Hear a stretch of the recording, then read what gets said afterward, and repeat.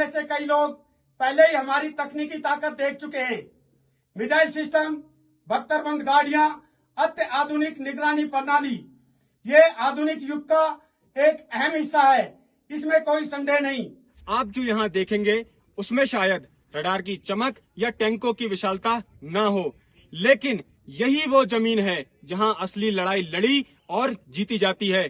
मशीनें नहीं बल्कि इंसान लड़ते हैं, संकल्पित, अडिग और निडर। यहाँ अगर कोई घायल होता है तो डॉक्टर तक पहुँचाने में कई घंटे लग सकते हैं, वो भी अगर मौसम और दुश्मन की गोलीबारी इजाजत दे।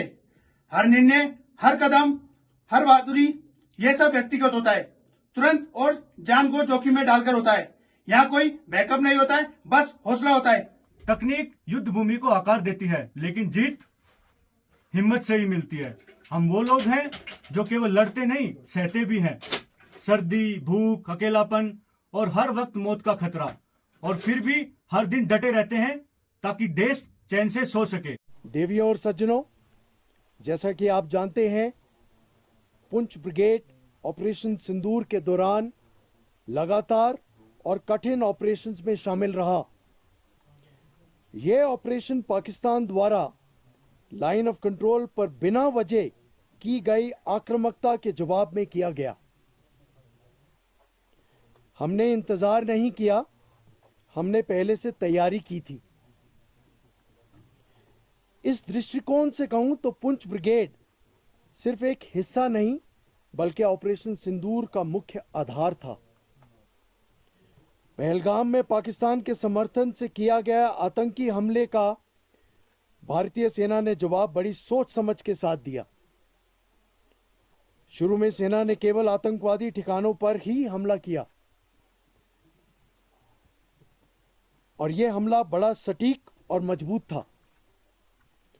पुंछ, राजौरी और अखनूर के सामने 9 में से 6 मुख्य आतंकवादी ठिकानों को उस रात खत्म कर दिया गया। लेकिन जब पाकिस्तान सेना ने आम नागरिकों और उन इलाकों को बिना सोचे समझे निशाना बनाया, तब इंडियन आर्मी ने उनके सैन्य ठिकानों को निशाना बनाना शुरू किया।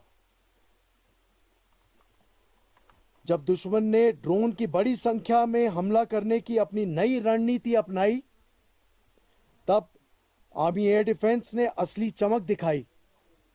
अपनी शानदार कौशल, सहनशीलता और बेहतरीन तालमेल से हर हवाई खतरे को रोकते हुए हमारे जवानों और इलाके की रक्षा की।